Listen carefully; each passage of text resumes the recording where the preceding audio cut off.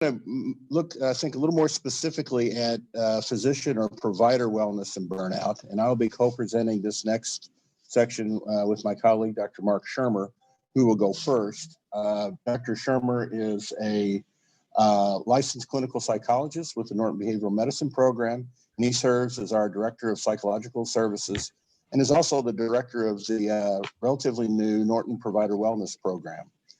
Mark obtained his master's and doctorate degrees in clinical psychology from Spalding University with an emphasis on adult health psychology. Dr. Shermer completed his internship at the Lexington VA Medical Center, focusing his clinical experience on recovery from PTSD and substance use disorders. And his postdoctoral fellowship took place at the Louisville OCD Clinic, developing specialization in treating OCD, phobias, and anxiety disorders. And we've been very glad to have Mark on our team over the past year. He's just brought so much to the table and look forward to co-presenting with him today. Dr. Shermer. Good morning. Thank you very much for sharing that very nice introduction that I helped to write. I'm happy to be here. Let me start my slideshow here. I just want to say off the top that I don't have any conflicts to disclose.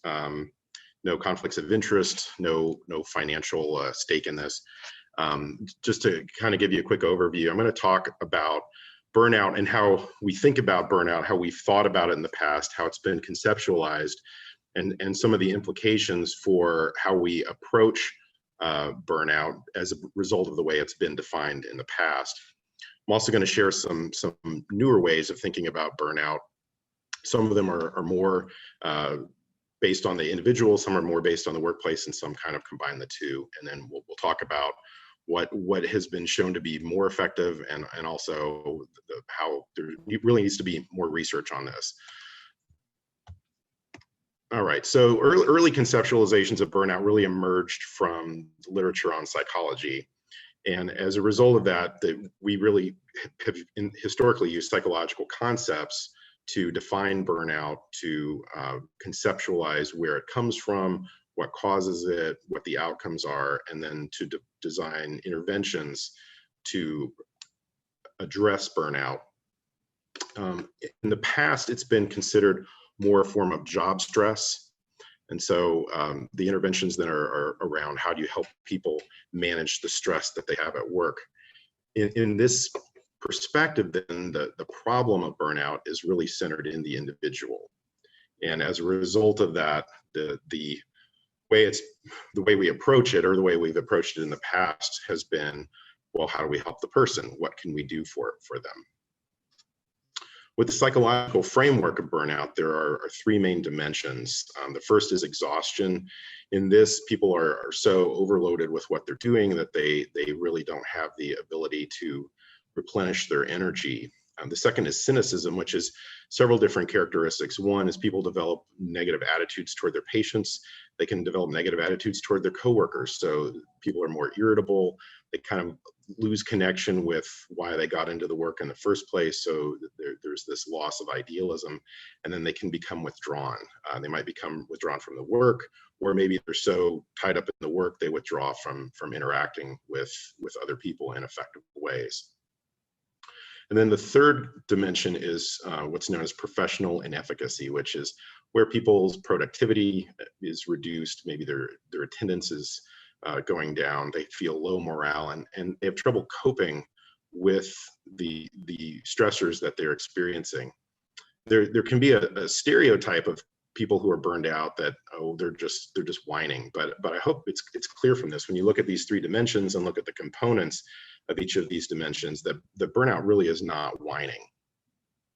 There are also some additional factors that have been found to be associated with burnout, which I'm going to talk about a bit more in the coming minutes. The first is workload, compassion fatigue, and then the last is stress, including secondary traumatic exposure. So what is compassion fatigue? Sort of getting worn out of feeling compassion for other people. In essence, that's what it's about. But one way of conceptualizing that is it's a combination of burnout and secondary traumatic stress. Secondary traumatic stress is where the trauma hasn't necessarily happened to you personally, but you're exposed to other people's traumas. And through that exposure to their traumas, it eventually transforms your experience. It changes your perspective on yourself, other people in the world, changes how you react to things. And you can also sort of think of it as that kind of emotional residue that you carry home with you from working with other people and seeing their trauma, seeing how their trauma has affected them. It's not necessarily something you can leave at the door.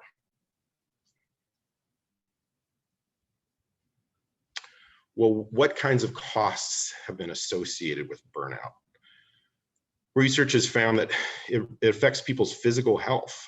In the previous presentation, we heard about inflammation. Well, employees have inflammation too, and prolonged stress has complications for heart disease, for BMI, diabetes, stroke. People either aren't taking care of themselves, or when people are feeling a lot of stress and have a lot of inflammatory cells in their bodies, they tend to hold on to calories more. There's more overall inflammation. So when there is a new stressor, people's systems tend to react more. It clearly impairs job performance, not just in terms of how people are interacting with patients, but how they're interacting with one another. People are more prone to making mistakes on the job if they're feeling like they're running on empty. And can't really keep up with what's going on. So there's more absenteeism, people don't show up, there's more turnover because people want something else, or they feel like they can't see a long-term position for themselves. So they leave, and maybe someone takes their place, and if situations don't change, then whoever comes in is going to be reacting to the same stressors, and the process just kind of continues. When you have this then happening with a number of different people in the same area, you have low morale, and people just don't get along as well. It's kind of like when you can tell when someone hasn't had enough sleep or they haven't had their coffee, people snap a little bit more. We all do that because when we're run down, the amygdala takes over, and the part of our brain where we have our personality is the first to suffer. And consequently, when people have difficulty regulating their behaviors, they have trouble regulating their emotions, and now there's increased risk for some sort of psychiatric disorders as well, which Dr. Werner is going to talk about in a few minutes. But understand that burnout itself is not a psychiatric disorder. And then lastly, people are just less engaged with work. What is work engagement? Originally, it was thought of as just being the opposite of burnout. So instead of people being exhausted, they have high energy. Instead of being cynical, they have strong involvement. And then instead of having professional inefficacy, they have professional efficacy. But there have been other ways of looking at work engagement, a different conceptualization that is separate from burnout. It's a unique concept that involves factors of vigor, so your just engagement with what's going on, your dedication, how committed you are to what you're doing, and then how absorbed you are in the work. And one way of thinking about absorption is the concept of flow. How much do you get into the flow of what it is you're doing? That said, it's important to note that there are a number of other factors that can play a role in burnout, and social factors, and which I have a slide about that coming up, but it's really our interactions with one another. Situational factors, what is the place where we're working? Is it in an area where maybe we don't feel safe going out to the parking lot at night? Are there is there water dripping from the ceiling? Environmental factors, just what's going on around us. What's the social environment? What's the physical environment like? And then organizational. What are the decision-making processes in place? What are policies that affect us, and how they can increase or alleviate stress? However, again, with the however theme, most of the proposed interventions for burnout focus on the individual. And sometimes it's, well, we're going to have some health and wellness programs in place, or we're going to do resilience training. But when you're doing that in a work context, especially where people are already feeling burned out, it can backfire. And in some cases, folks can feel like it's blaming the victim. So effective interventions have to address the workplace context. Now, that interacts with the social factors, because at work, we're interacting with peers, with coworkers, we're interacting with patients. We have managers, so we have folks above us in the hierarchy, but we also have friendships at work and we have friendships outside of work. And those relationships can all affect how we show up at work. And then we have relationships with family members. I've seen some surveys on workplace stress and workplace burnout, and some of them don't really address what's going on outside of the workplace that can address us when we come into the office. When we have these disruptions in our interactions with others, whether it's patients, coworkers, family members, there can be this decrease in civility, which is made even worse when people don't have good conflict resolution skills, or just don't, if they even don't want to talk to each other, that certainly gets in the way as well. So people become distrustful. It undermines kind of the social fabric of what's going on at work, and that's made worse with things like bullying and gossip. So let's compare these two approaches, these first two, the person-centered approach versus the workplace-centered approach. In the person-centered approach, burnout is a psychological construct where the problem is rooted in the individual, and we're really trying to ask the question, how can we help this employee? It's very much rooted in the individualistic nature of Western culture and certainly American culture. And the interventions are at the individual level. So from this perspective, if someone is burned out, it's really the employee's responsibility to do something. And because it's sort of seen as rooted in the individual, there's a risk for individual stigma, which has some serious consequences, or can have consequences, depending on how people manage that. On the flip side, this workplace-centered approach looks at burnout as a workplace hazard. It's a problem with the job itself, and the problem is rooted in the organization. So here then, instead of saying, how can we help the individual, how can we help the employee, the question is, how can we improve job safety? And it really takes more of a collectivistic approach, where interventions rather are done at the organizational level, and addressing burnout is the organization's responsibility. And here, instead of burnout being seen as it's a problem with this employee or it's a problem with this employee, it's viewed as a shared experience that affects large groups of people. And so interventions need to be done in a way that are going to benefit large groups. Back to this concept of stigma. This is kind of an unintended consequence of this individualistic, person-centered approach. People who are experiencing burnout, or who report burnout, or are showing signs of burnout, might be viewed as weak or whiny. Sometimes it's misconstrued as mental illness, or they can be thought of as incompetent or irresponsible. And as a result of that, employees might be reluctant to disclose burnout or raise concerns about problems that they find in the workplace. They might also fear retaliation or even job loss if raising these concerns, and that risk, I would say, goes up. If someone has come in from a workplace where that has already happened, you can feel a little gun shy about speaking up.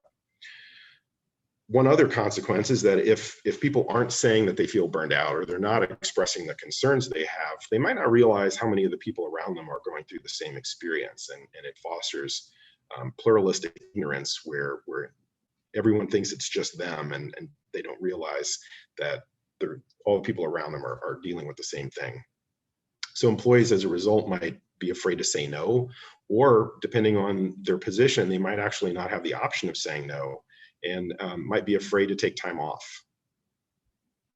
And one of the problems then, when you have stigma involved in this, is many times then people don't seek help until the problem can't be hidden anymore, or they don't seek help until they're forced to go seek help, and there have already been negative consequences. So just stigma causes folks to wait too long to get the help that they need.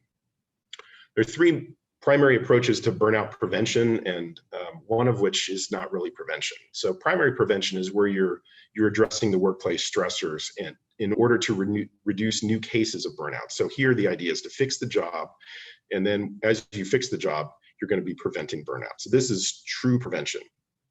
Secondary prevention is where programs are put into place to help employees cope with workplace stressors. So the workplace itself isn't necessarily being modified.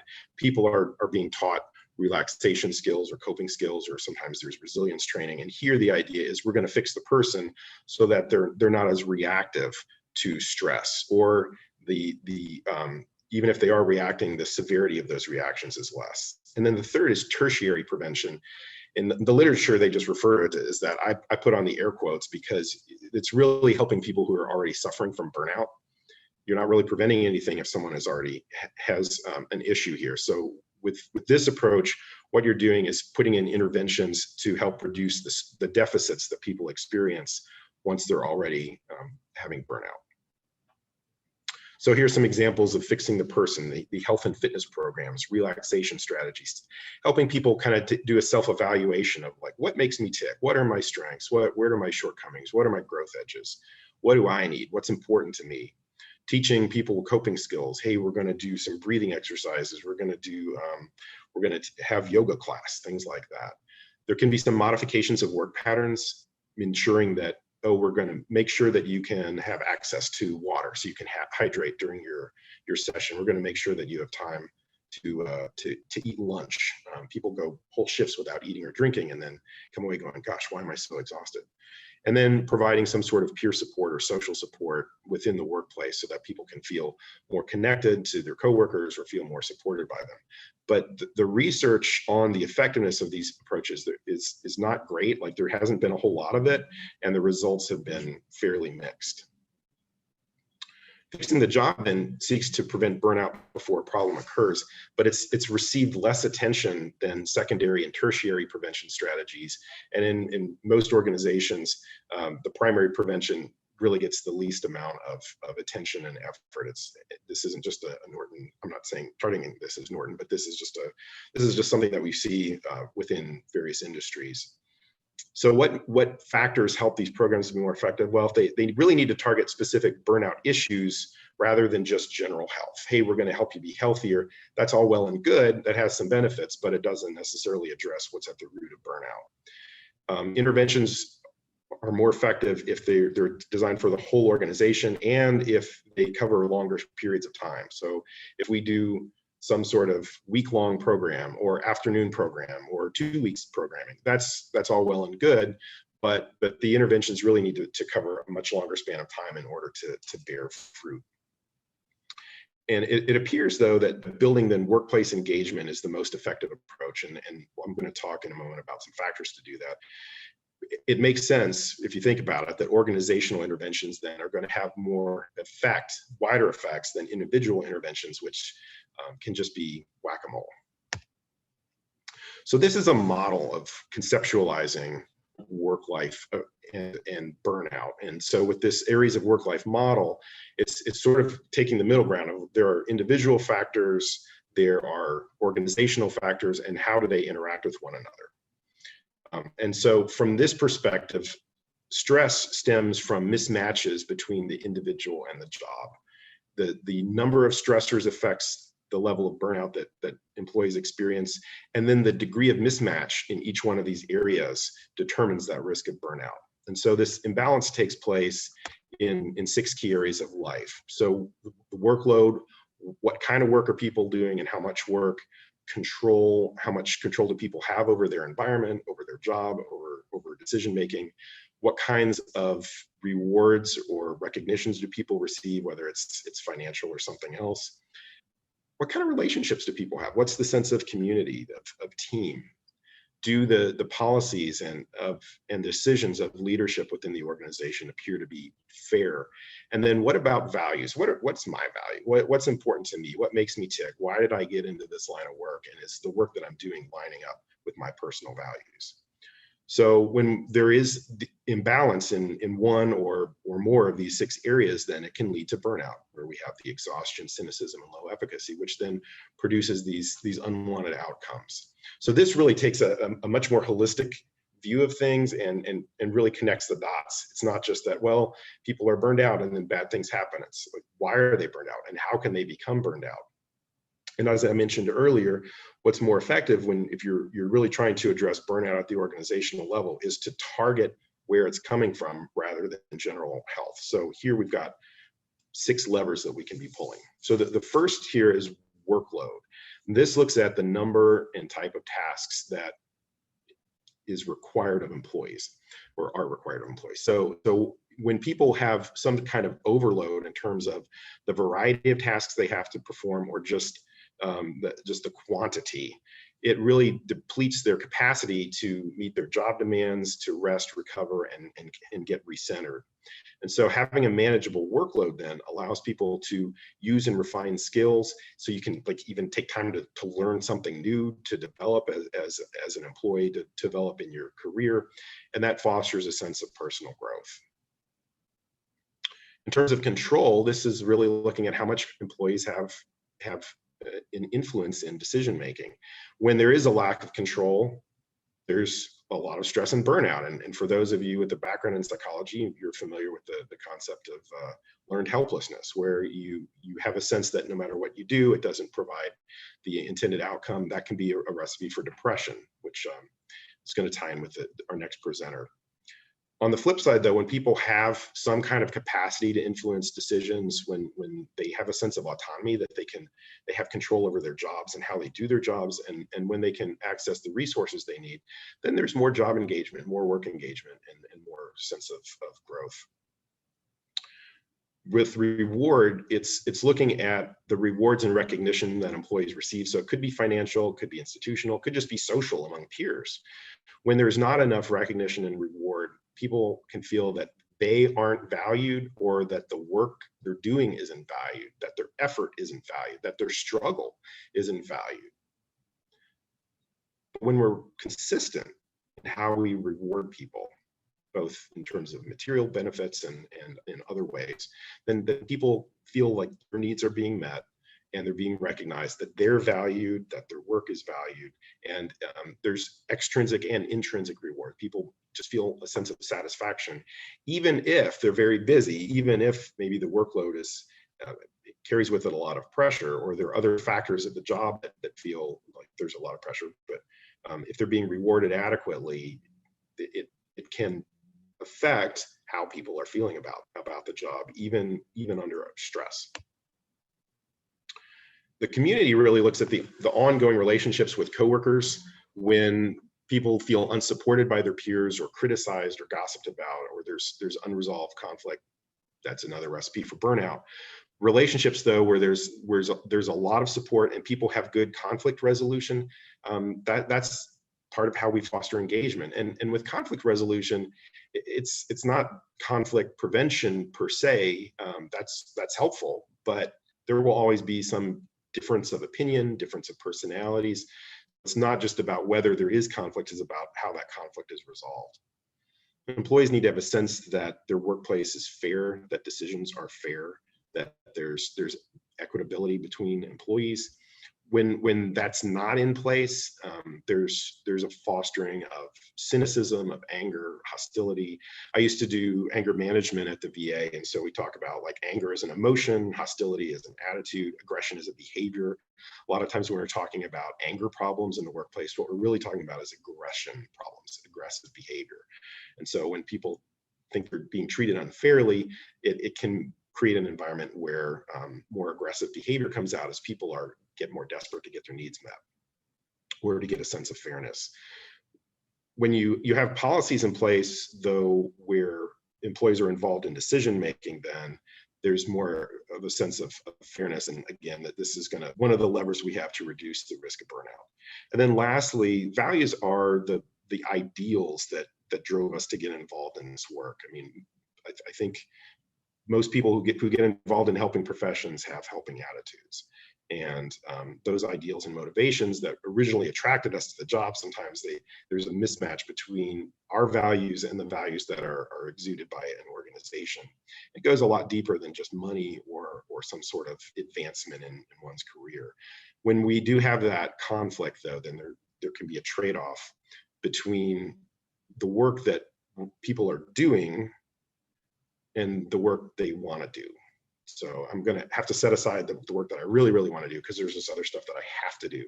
And as the work that I have to do overtakes the work that I want to do, now there's now, again, risk for burnout. So when there is an alignment, though, in what I value and what the organization organization values, what my leaders value, not just in what's promoted in writing, but really what's exhibited through policies and action, then I'm going to have more intrinsic reward in what I'm doing and more personal satisfaction. Lastly, here's a group of factors that promote healthy workplaces, and you'll see how these kind of match up in many ways to those 6 areas that I just discovered. So having a sustainable workload in terms of the quantity and variety of tasks, having a sense of choice and control over what I'm doing and how I do it, getting the rewards that I need, feeling connected to the folks I work with, having a sense that my organization is fair and respectful and supports justice, that there are clear values. It's not just doing the work and getting the work done, but it's connected to some sort of intrinsic value to me, makes my work more meaningful. And then, when you have that autonomy, you have that freedom to breathe, you do feel that connection with the organization, with your peers, with value, that can create a sense of competence, because it also gives you a space to learn new skills, practice new skills.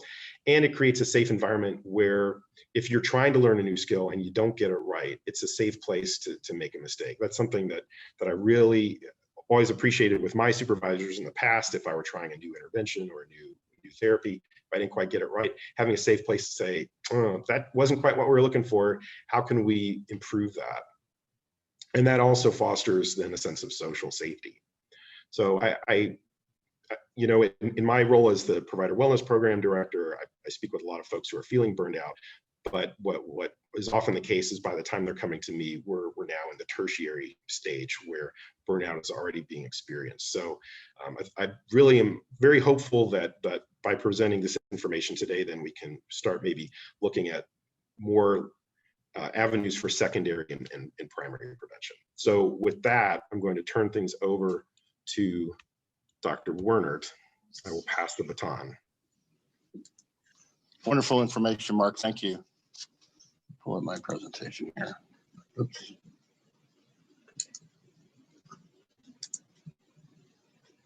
Here.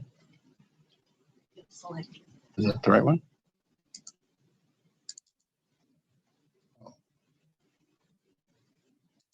Nope. Right here.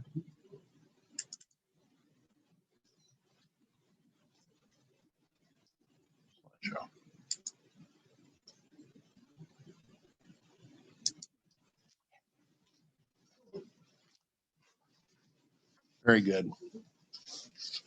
Moderator needs the most help. So I'd like to take us in a little different direction from Dr. Shermer's comments and really look more clinically at maybe perhaps a different perspective and the importance of maintaining wellness. We know, for example, that many professional organizations have really looked and published on this widely. And we're going to talk about more detail in a minute, but really there's felt to be 5 critical ethical issues central to physician health that's really been championed by groups like the AMA, American Psychological, American Psychiatric Association over the last 20 years. It really boils down to 5 critical areas. One is the ethical obligation providers have to maintaining personal health in order to care for others. That makes sense. The second is the ethical obligation to intervene in situations of impaired professionals and assist colleagues under duress. We haven't done that quite as well as we should have. Third is the ethical dilemmas in providing care for medical colleagues. It's a challenge. I've seen that in my own work over the last 20 years of caring for physicians who are struggling and the issues that come up, not just with confidentiality, but how they view our ability to assist them. Ethical obligation to address the negative aspects of the culture of medicine. We can't sit quietly and ignore problems that we can participate in helping to fix.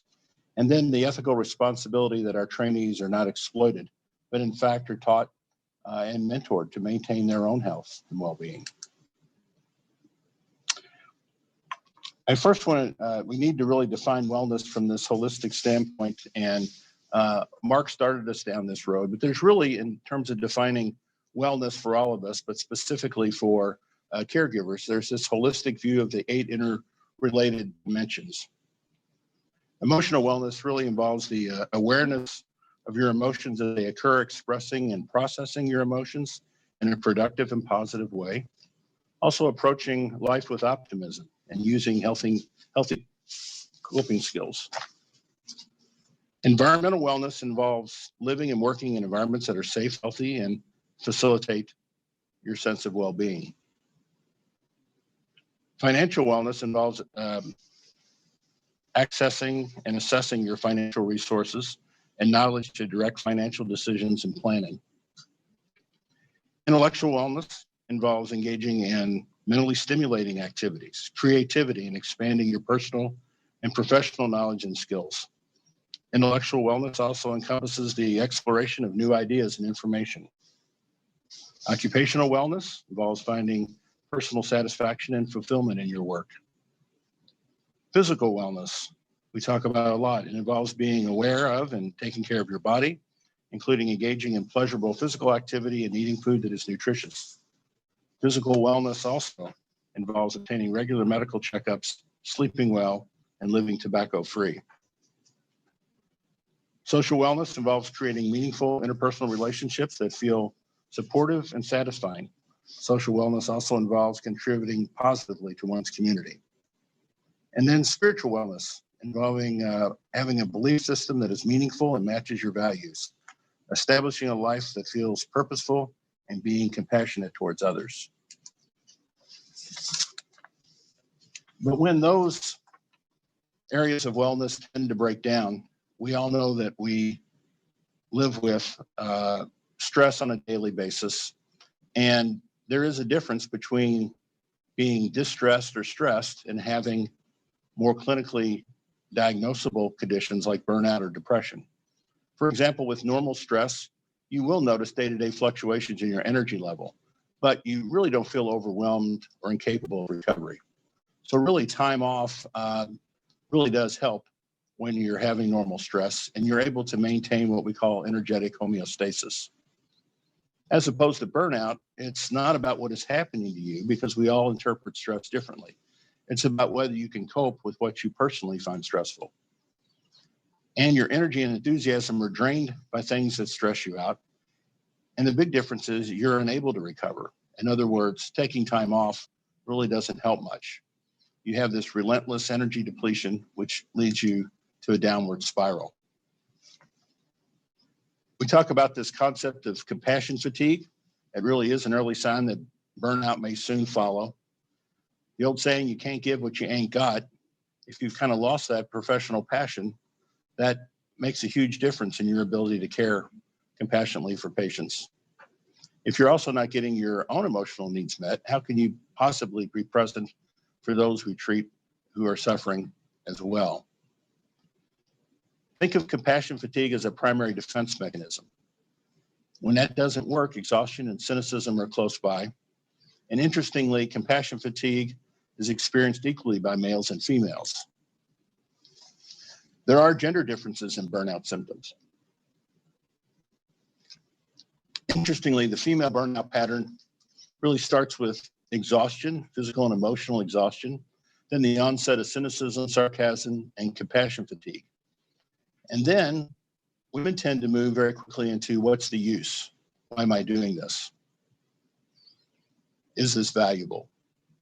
The male burnout pattern does differ. The cynicism, sarcasm, and compassion fatigue tend to come first. Then they become exhausted. But what doesn't happen is that what's the use attitude? It's very rare for male physicians and caregivers to doubt the meaning or quality of work. Instead, they tend to soldier on, telling themselves, I'm still doing good work, but they're often seen by others as cynical, often disruptive, and easily angry. These are the ones that oftentimes are presented to our professional wellness programs with disruptive behavior in the workplace. There are multivariate drivers of burnout and career dissatisfaction. We talk of moral stress. It's the work demands conflicting with our own professional values. We live in this world now of high throughput medicine, what we sometimes call RVU-itis, which the focus is really on ringing the bell and completing RVUs rather than the quality of the interaction with the patient and the outcome. We also have this issue of work compression. There's very little time during the day to take a breather. This is one I hear consistently from particularly physicians at the hospital. The frustration of justification, doing these constant prior authorizations, concurrent insurance reviews, the discharge pressures to get folks out of the hospital. It really drives frustration and demoralization. We could spend hours talking about the challenges of our electronic medical records. And even though they're here to stay and many adaptations have occurred to make it a little easier, we all know the evidence that it adds many minutes to hours of the day to the practicing physician. Also, the loss of autonomy and more of the collegial and social isolation. When I started practicing back in the 80s, we went to the hospital in the morning and the office in the afternoon. And the first place you stopped was the doctor's lounge for a cup of coffee, talk with your colleagues. You'd print off your patient list of who you needed to see in the hospital.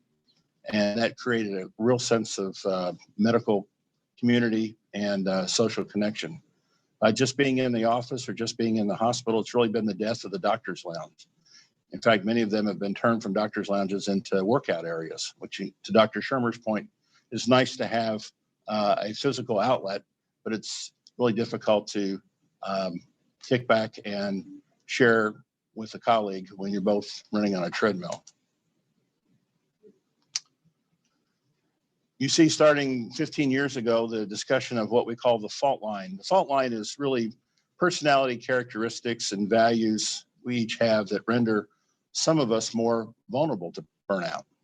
And these characteristics tend to be self-selected for folks applying to medical school and going into residency. Things like perfectionism and compulsiveness, the need for control, the ability to suppress your feelings so that you can function day to day.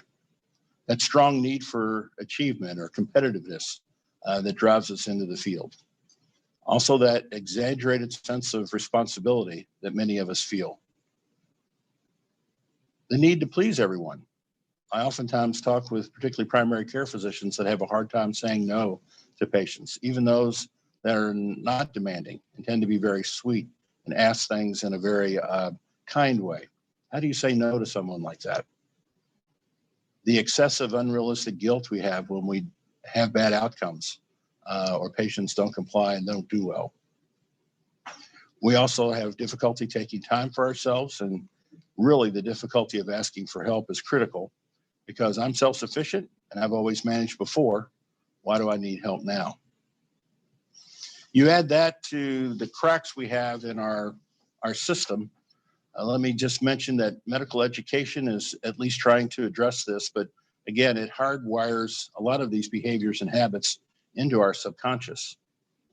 And the corporatization of healthcare has really segmented the care, as I mentioned earlier, and makes it a more difficult environment to do things to support yourself emotionally and socially.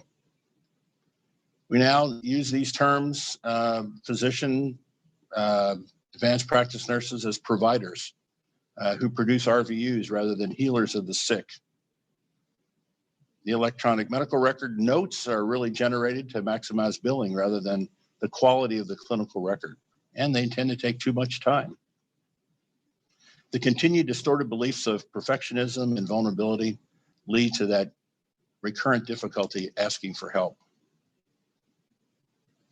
It is difficult to understand that oftentimes symptoms of burnout and depression have significant overlap.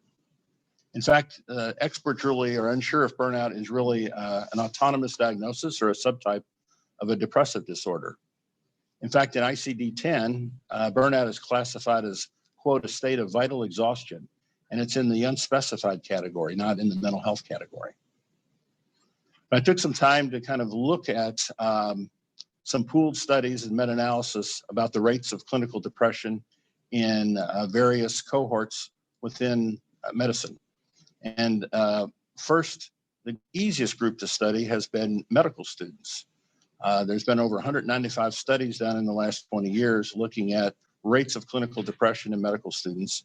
And if you pool those studies, about 27% of medical students are reporting um, vegetative and clinical symptoms of depression. In medical residents, again, this is pooled data, but about 28%. In fact, the highest rate of depression is in first-year residents, and it tends to improve as they get closer to completing their training and getting into practice. The challenge has been the study of fully trained physicians because doctors disperse, they're difficult to find, they work in a variety of circumstances, but I was able to find some data around the difference between kind of Eastern and Western physicians. In China and Japan, for example, these rates are alarmingly high. Female physicians reporting 34% incident rate of clinical depression, males at 26%. In Western studies, particularly in Canada and the United States, female rates are more in line of what you would see in the general population, about 20% in female, about 12% in male. So how do you know if it's depression? Burnout to depression for some is really on a continuum. And again, it's very challenging because there's precariously small differences between normal stress and symptoms of a serious health risk. The overlap makes diagnosis more difficult. For example, if colleagues are appearing more irritable, they seem fatigued, they're having sleep disturbance, less active in their social life, that could be someone experiencing burnout or also vegetative symptoms of depression. What we typically use in this line of work is looking at genetic vulnerabilities that can be strongly predictive. The old saying that, genetics loads the gun, the stresses in the environment pull the trigger. And it's very much the case that if an individual physician or provider has had no prior episodes of depression until they began their medical training, then that's different than someone who's had recurrent bouts of depression from teenage years and now is manifesting a full-blown major depressive episode. Also, the history and degree of vegetative symptoms. Are they having early morning awakening? That's not just difficulty going to sleep, but waking up consistently around 2 or 3 o'clock in the morning and not being able to get back to sleep. Chronic appetite changes. It could be weight loss or weight gain. Feelings of despondency or helplessness. And then, of course, suicidal ideation, the most worrisome of all. One trick to remember, if it's truly clinical depression, then antidepressant medications will make a big difference. If it's burnout, not so much. I'm often asked the question, does the choice to become a doctor increase your suicide risk? Sadly, it would seem the answer is yes. We know, for example, between 400 and 450 US physicians annually take their own life. But many believe this is an underreported number. How many colleagues have you heard that were fishing on their own and accidentally drowned, or hiking on their own and fell to their death? Bike trips on their own. Sounds innocent enough, but I would say safely you could double that number for physicians who've taken their lives and did this out of public view. Compared to the general population, suicide rates are slightly higher in male physicians, but of note here, it's significantly higher in female physicians. So in the general population, the male to female ratio of completed suicides is 4 to 1. In the physician population, it's 1 to 1. We need to come to the realization that work environment may be systematically putting certain physicians with those personality characteristics at risk. And again, the difficulty noticing when a physician is depressed really accentuates that inherent paradox that the healing profession is failing to heal its own members and losing many as a consequence. Are there protective factors working in medicine? Some buffers to burnout do exist. For example, the social status we enjoy, the prestige, that still exists. We're viewed very positively in the general population. There's pride in the profession and being part of a professional group. The mobility that we enjoy, I can always get a job. I spent some years working in state government, and many folks there really worried about whether they were going to get a position when the administration changed. I never worried that I could get a job, and that's true for many of us, and it allows the flexibility of moving to different areas of the country or doing different types of work and always being able to find employment. We do, to some degree, enjoy more autonomy and authority over our work. And there are many built-in opportunities for communities of with our peers. In fact, this virtual connection we're seeing has really helped, and COVID really accelerated that transition to a more virtual care environment. I would argue that we still need to get together face-to-face with our colleagues and really enjoy that, but we also can now have national meetings and actually see via Zoom many of our colleagues that we miss seeing when they can't show up for an annual meeting because of travel restrictions. The ability to provide patient care in concordance with one's value, if you can find the right connection. Clearly, I felt that talking to Dr. Pendleton, how she feels about the situation that she's been able to help create in her practice. If your values are in concordance with your practice, it can be an extremely protective factor in preventing burnout. And then we do enjoy financial security, the allure of early retirement. Many of our older physicians remember my father was a doctor back in the 50s and 60s, and pay wasn't really that much more than what the maybe an attorney would make. Now, since Medicare and Medicaid came along and reimbursement has changed, physician salaries have increased way ahead of inflation. So that does provide some financial security and the allure of being able to do other things later in our careers. Burnout may indeed have a higher purpose if you think about it. Burnout marks really the normal passages of life. And if you give it enough time, many experts believe the lifetime incidence of physician burnout is 100%. It may take 40 or 50 years to get there, but eventually it happens. And burnout will force you to reevaluate your current path. I know many don't get their act together until they are experiencing symptoms of burnout. So the burnout may take you to the breaking point where you either keep fighting and try to fix the problems by working harder and then eventually break down, or you decide what you really want in your practice, your life, your relationships, and you need to go get it.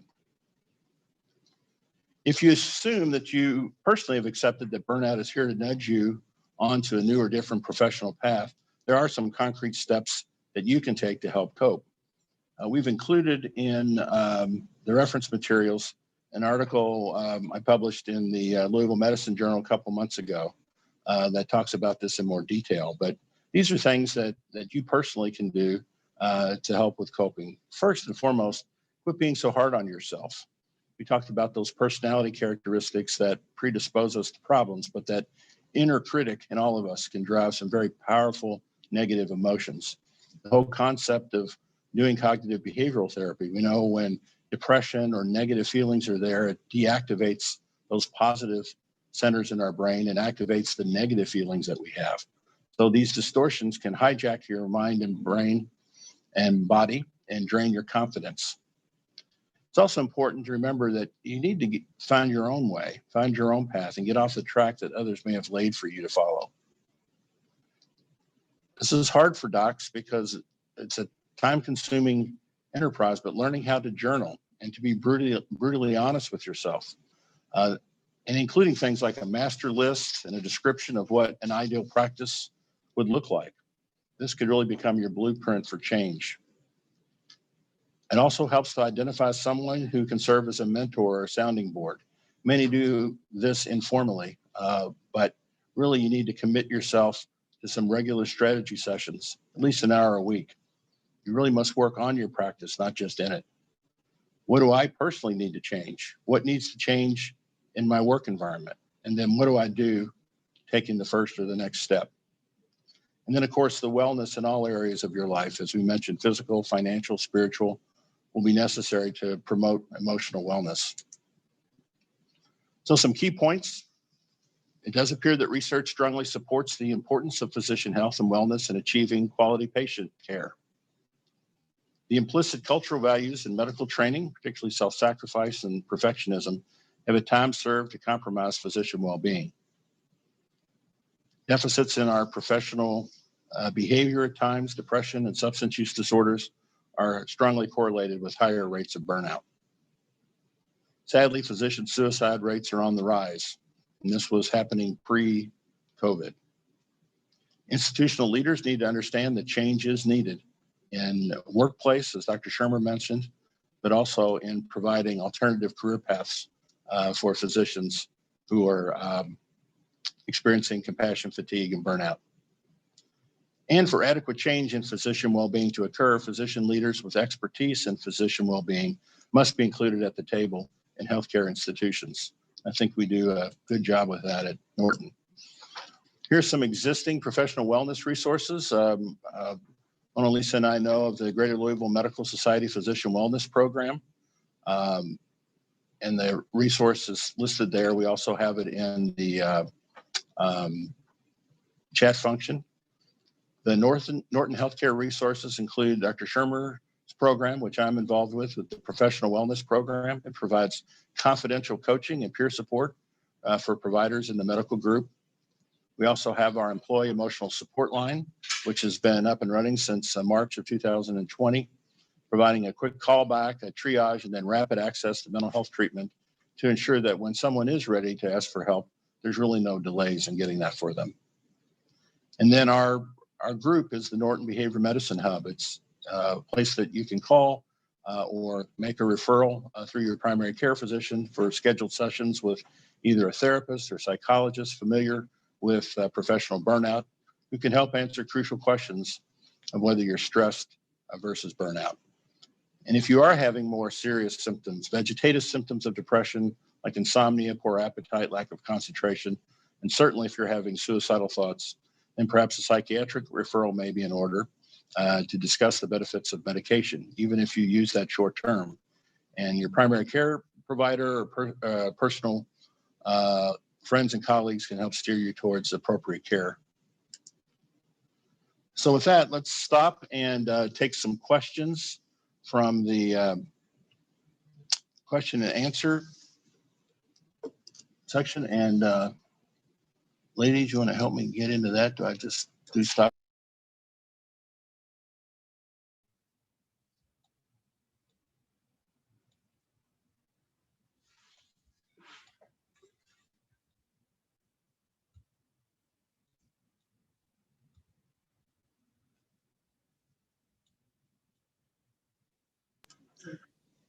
Am I unmuted again? So various questions are coming in, but Mark, can you see the question about how do we affect concrete organizational change? Maybe you can start off there. I mean, for me, that's the $1 million question. For me, part of the process of affecting concrete organizational change is starting with this presentation. It's, again, like, as I was saying before, there's an interaction between what's going on in the workplace and what's going on within us. I think helping folks understand what burnout is and what it isn't, and all the various factors that can contribute to it is an important starting point. So in terms of organizational change, then that maybe is above my pay grade, but I think developing interventions with intention. You know, one of the things that I will say to my patients when I'm doing therapy is, this doesn't get the problem that you're struggling with doesn't get better on accident. Like, it gets better through intentional effort. And so I think there needs to be intentional effort in those various areas that we discussed. In terms of how to make that happen, I really wish I knew. If I had the secret to that, I would have implemented that a year ago when I came on board. So I really am wanting to get a dialogue going on that, so that the people are looking at it from more than just the individual angle. I was asked about resilience training for employees last year, and I just kind of raised a couple flags about that, because it really can feel like you're being told that it's all about you. So I do not have an exciting, satisfying answer to that question, because I'm feeling kind of stumped about it as well, just to be transparent. Yeah, and some of the other questions that are listed here, it's just it's difficult when you focus the solution of burnout on date night church therapy for providers, yoga, I think that's the point you're making, that it really needs to be both the organization, the work environment, and the individual. Right. I mean, those things all have their place, and they can be associated with better sense of health, for example. But research shows that interventions that just focus on employee health really don't get at the root of what's driving burnout, nor do they get at alleviating or preventing it. We're down in the tertiary stage of things, where we're trying to help people who are either burned out or burning out. One other thing that I want to mention here is a couple years ago, I was at a training on burnout in the field of psychology. I was at a conference, and one of the concepts that came out of that, and I think this is really true, not just in psychology, but certainly in any helping profession, and probably in most professions at some point. But the idea was that all of us here, everyone in this presentation right now who's viewing it or participating in it, at some point in our careers, we will all experience some measure of burnout, some degree of burnout. And so it's not a matter of if it's going to happen, but a matter of when, and then how that's addressed. And there are a lot of ways that it can be addressed, but of course, if it's going to come at the organizational level, then there needs to be organizational awareness. I love what one attendee noted: my relationship with patients, my life in the exam room is wonderful, restorative, and rewarding. I think that's a good example of ways to help build resilience and combat some of these negative feelings.